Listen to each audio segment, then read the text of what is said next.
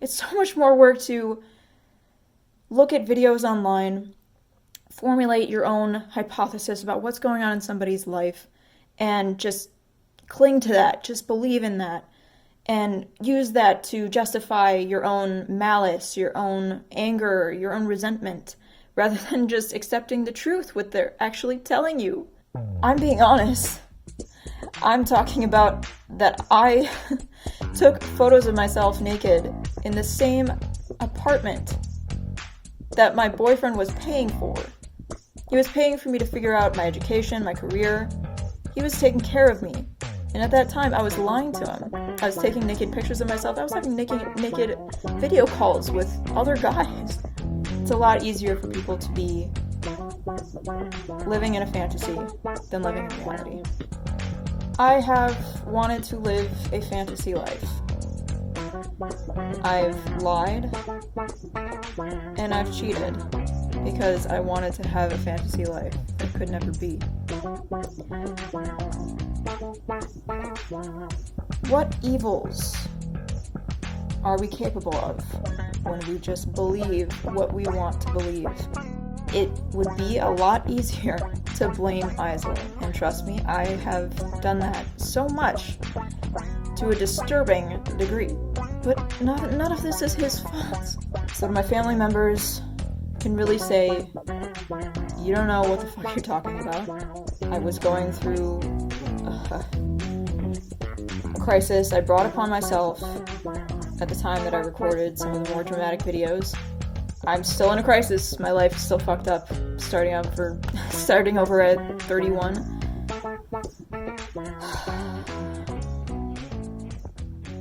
And I did this to myself. You do it to yourself, you do. And that's what really hurts. You do it to yourself, just you. You and no one else. You do it to yourself. You do it to yourself.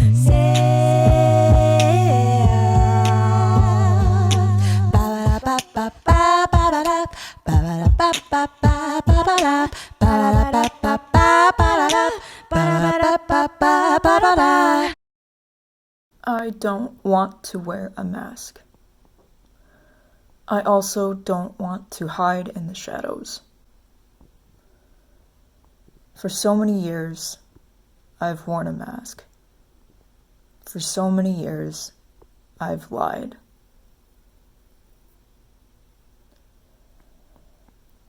I am making the decision to record videos, to send the files to Zell. I am making the decision to permit him to upload those videos to his YouTube channel, à-bas-le-ciel. When Zell and I were together, when we lived together and he recorded videos of me, I gave him permission to upload those videos.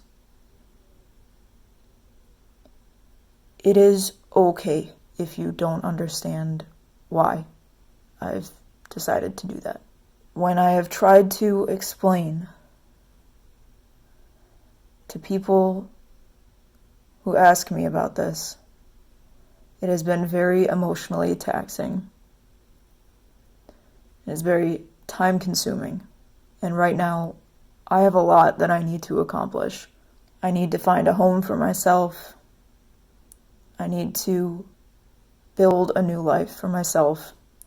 And I don't think that engaging and having dialogue with anybody, including family members, is going to be productive right now. So I am choosing not to have conversations with family members right now. That is my choice. The only thing that I have control over is what I say. I can record it, and Zell is still allowing me to be on his YouTube channel to get this message across, and I'm grateful for that. I have the option of hiding in the shadows. I have the option of putting on a mask again. I have the option of lying, and I'm not going to do that anymore. I'm choosing not to wear a mask. I'm choosing to tell the truth. Ain't no school for this shit. Ain't no school for this shit. You gotta be smart enough to pick up the information as you go. If you can find a nigga that can tell you that I own something, I'll give him whatever you say I own. But because I can't remember a nigga doing nothing for me, nigga.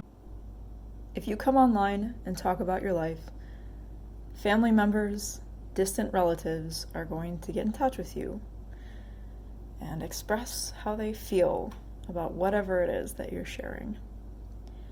As it happens, I've been sharing very personal details about my life. And it's because for so many years, I didn't tell the truth.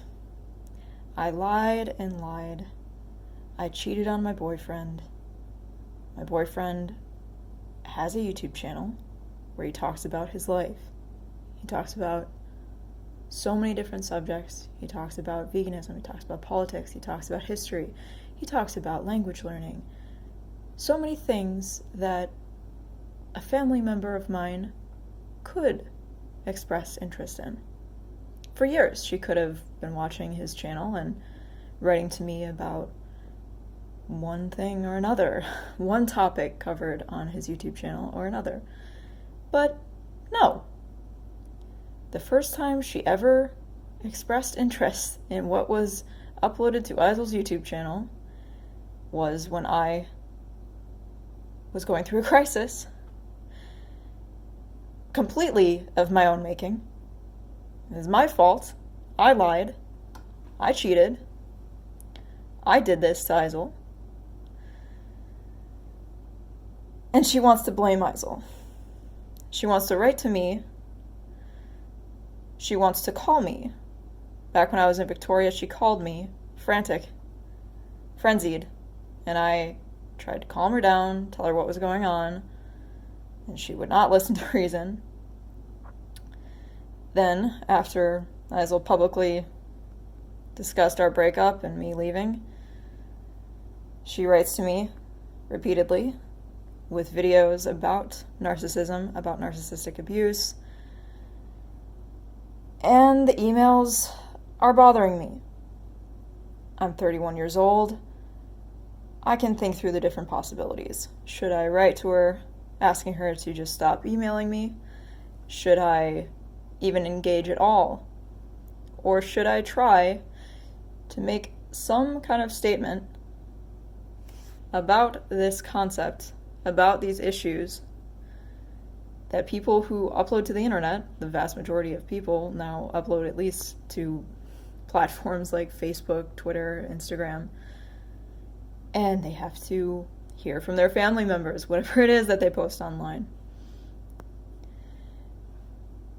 The main issue that I want to address is something that I myself have struggled with. So I am more sympathetic than maybe some people who are very committed to living in reality. People like Eisel. He is not a fantasist, but I have been a fantasist. I have wanted to live a fantasy life. I've lied and I've cheated because I wanted to have a fantasy life that could never be. What evils are we capable of when we just believe what we want to believe rather than accepting the truth? I've encountered this for many years. People writing to me thinking that they have good intentions, wanting to express what they feel about Eisel and about our relationship. And I haven't had the backbone to defend my relationship with Eisel. I haven't had the backbone to just say, you don't know what the hell you're talking about. Well, I now do. These people don't know what the hell they're talking about.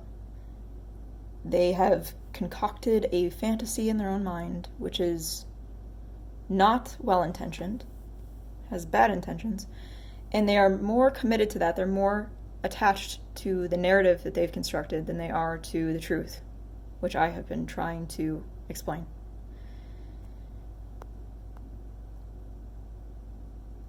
I could talk about other issues. I could talk about the soft bigotry of low expectation.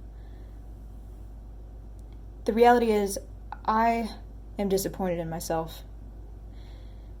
Eisel gave me an opportunity from the ages of 24 to 31. He loved me. He loved me so much. He spent so much time encouraging me, loving me, and I took it for granted. The education that he provided for me, so much more meaningful, so much better than my university undergraduate degree. He bought me so many books. He taught me initially how to study Chinese, taught me some French, and he was always encouraging about my education, about my career. And instead, with that time, I squandered every opportunity I had. And it would be a lot easier to blame Eisel. And trust me, I have done that so much to a disturbing degree. But none of this is his fault. It is my fault. I made these choices. I made terrible, terrible choices. In the last 4 years especially, but in the last 7 years. I've described it in these videos where I say, look, I cheated on Eisel. I lied to him. For years, I kept things hidden from him. I was deceitful. And I abused him. I was abusive toward him about his sexuality. When there is no way I had any leg to stand on in criticizing Eisel for his sexuality. If anything, I should be condemned. I should be criticized for my sexuality, for what I've done with my sex life, for the ways in which I've destroyed every sexual relationship that I've ever had. It's a lot easier for people to be living in a fantasy than living in reality. At least that's what they think. And it seems easier, but really it's harder. It's so much more work.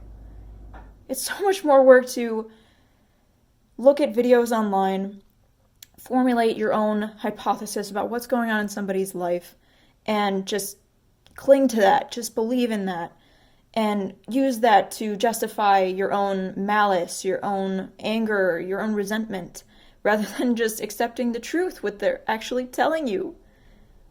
And I don't know how much of this is sexual. I don't know how much of this is discomfort with seeing this woman that they used to know as a child talk about their sexuality, talk about how wonderful the sex life is with, she and her boyfriend. The fact that I can have 100 orgasms a day. The fact that my boyfriend, that Eisel is amazing in bed. I think that is deeply uncomfortable for them. I don't know if it is about sexuality really at the core. And I can get that. I'm human too.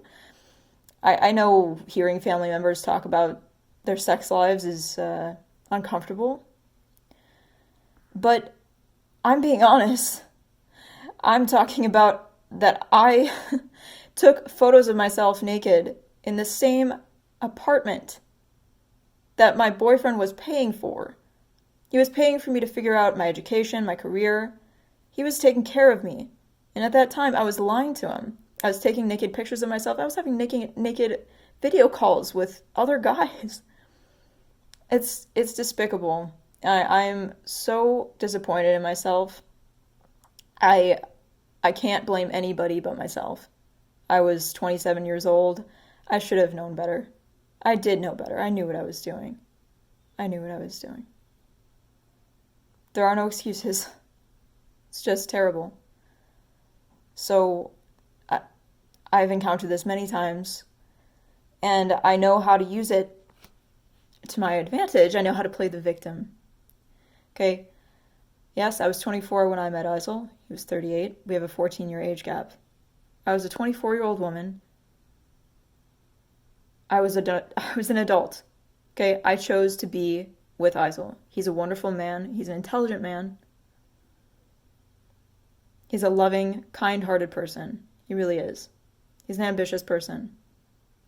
He wrote children's storybooks, for fuck's sake. And I had the opportunity to find an illustrator for his storybook, and I squandered that opportunity because I was still obsessing over other men. I was doing anything. I was preoccupied with anything I could preoccupy myself other than what was actually happening, what I had actually destroyed, which was my relationship with Isel. A relationship that could have been positive, a relationship that could have been so wonderful had I just not fucked it up again and again. So to my family members, can really say, you don't know what the fuck you're talking about. I have tried. I was going through a crisis I brought upon myself at the time that I recorded some of the more dramatic videos. I'm still in a crisis. My life is still fucked up. Starting over at 31.